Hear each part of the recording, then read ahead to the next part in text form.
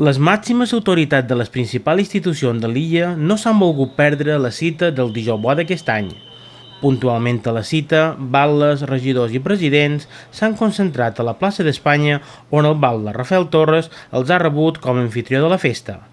Després, la comitiva s'ha dirigit al mercat cobert on s'ha ofert un petit refrigeri on els diferents entitats, associacions o personalitats han pogut intercanviar impressions.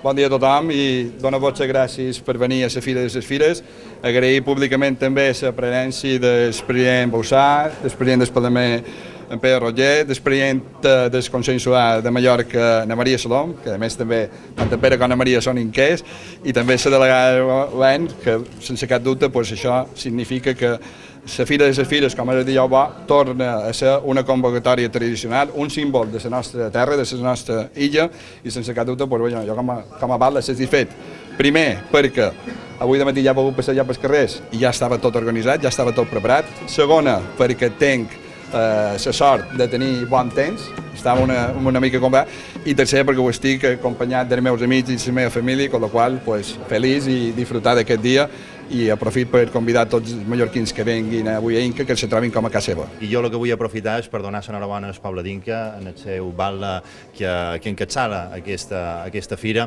Dic que Inca avui torna a estar de gala i que, com ha dit el batlle, la Fira de les Fires, i aquí les màximes autoritats de la presidenta del Consell, president del Parlament, la pròpia delegada del govern, volem acompanyar en el poble d'Inca i li volem donar l'enhorabona al batlle i a tot el comitè organitzador, tota la gent que ha fet feina visible i moltes vegades no tan visible, però que avui precisament fa que aquesta ciutat s'engalani i que obri, com sempre, les portes a tots els ciutadans d'Inca, de Mallorca i de les Illes Balears.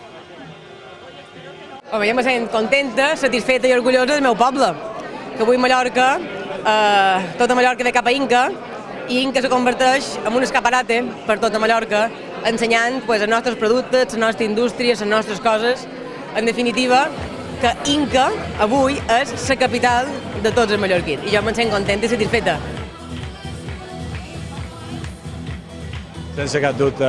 Primer perquè així ho volen tots els mallorquins, no només els inquers. És una fira que ja l'amor han pres a tots els mallorquins, jo he dit sempre, no és una fira només d'Inca, és l'expressió de tot un poble, és l'il·lusió, és la força, i ara més que mai necessitem il·lusió i força en un moment d'una greu situació de crisi que tenim econòmica. Però Inca se supera ella mateixa i el dijous bo mos ajuda. Al mateix temps que es duia a terme aquest acte, molta de gent començava a fluir pel carrers d'Inca i començava a gaudir d'aquesta gran festa.